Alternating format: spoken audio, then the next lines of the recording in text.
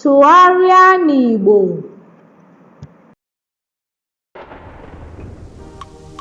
Họrọ nke dabara n'ebe a.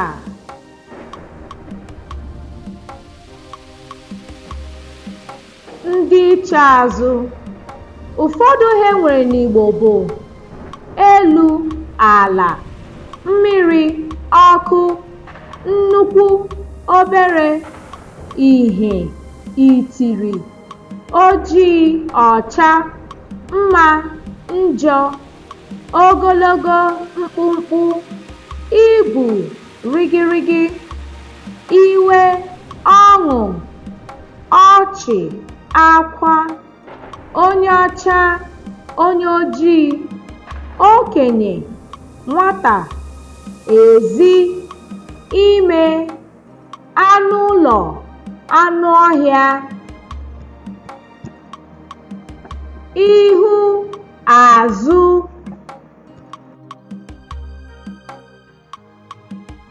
Ahịrị mfe, ọmụmaatụ: ụlọ elu, ụlọ ala, mmiri oyi, mmiri ọkụ, nnukwu anụ, obere anụ, pụta ìhè, gbaa itiri, akpa ojii, akpa ọcha, nwanyị mma, nwanyị njọ, nwoke ogologo, nwoke mkpụmkpụ, onye ibu, onye rigirigi, ọchị iberibe, akwa iberibe, okenye nwoke, nwata nwoke, ezi ha, ime usekwu,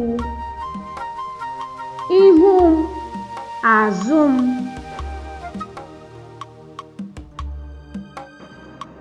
Nnwale. Akara ụdaolu. In this chapter, we shall look at tonal mark in Igbo. The Igbo language is a tonal language that involves the use of tone to make pronunciation of words. Here, we will look at those words with same spelling but different pronunciation. Below are the tonal marks and their Igbo names. Akara elu, up tone. Akara ala, down tone. Akara nsụda, mid tone. Ọmụmaatụ okwu ndị nwere otu nsupe bụ ewu, goat, ewu, popular, ewu, boiling, akpa, plaiting, akpa, bag, akpa, like saying akpa nkata, talking. Number 3, eke, python, eke, tying or plaiting of hair. Eke, sharing or God, the short way of saying Chineke. You can say eke. Afọ, stomach, afọ, one of the Igbo days. Afọ, year. Afọ, remaining.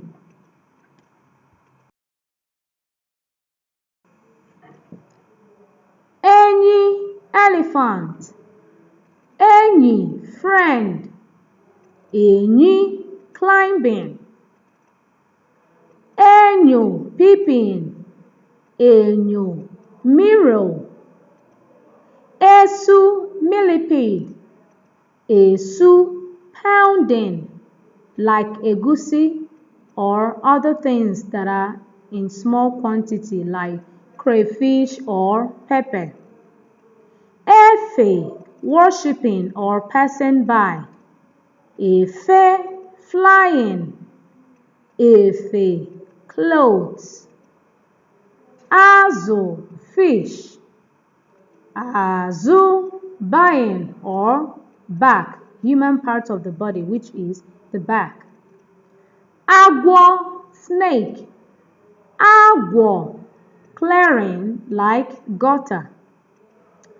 Agwọ, mixing. mixing food like African salad, which is called abacha. Then agwọ can also mean curing. Agwọrịa, curing a sickness. Akwa, cry. Akwa, bed. Akwa, egg. Akwa, clothes. The same thing as efe. Efe na akwa, they mean the same thing as clothes in Igbo. They are synonyms. Aga, going. Aga, barren. You can use the word aga and say nwanyị aga, which is a barren woman.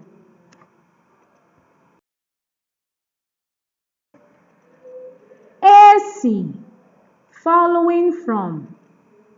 It can also mean smelling. Esi, smelling. Esi, cooking. Cooking food like rice, beans. You can use the verb esi. Ebu, fatten. Ebu, carrying. Egbe, hawk. Egbe, gun. Egbe, crawling like a little baby learning to crawl. Egbe igbere. Egbe igbere, crawling. Ese, drawing like a picture, but it can also mean stirring food. Ese, like you can say ese akpu, stirring cassava food. Ese, floating. Ese, making enquiry. So if I say esem, making inquiry about me. Ele, antelope. Ele, looking. Akpu, cassava. Akpu, molding. Akpu, a swollen blow or something difficult. Akpu. Ako, cultivating. Ako, scratching, telling a story or becoming scarce. Ara, madness, but it can also mean breast. Ara, madness or breast. Ara, licking. So I can say ara mangoro, licking mango.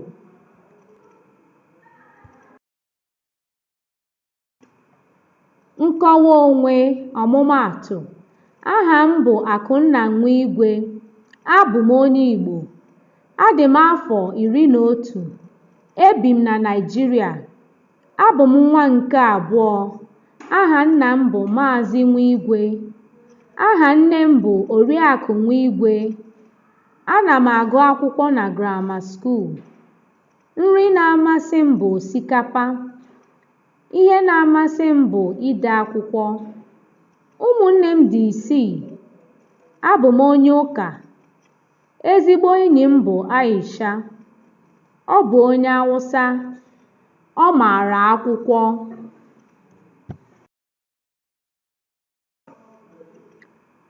Ụfọdụ akaọrụ ndị e nwere na Naịjirịa. Ọmụmaatụ: ịrụzi ụgbọala, ike isi maọbụ ịkpa isi, ime mbọ, ịkwa akwa maọbụ ịdụ akwa, ịkpụ aja ụlọ, plọmba, ịkwọbi osisi maọbụ ọrụ kapịnta, ite agba, ịrụ ụlọ, ibipụta akwụkwọ, ịrụzi ọkụ eletriki.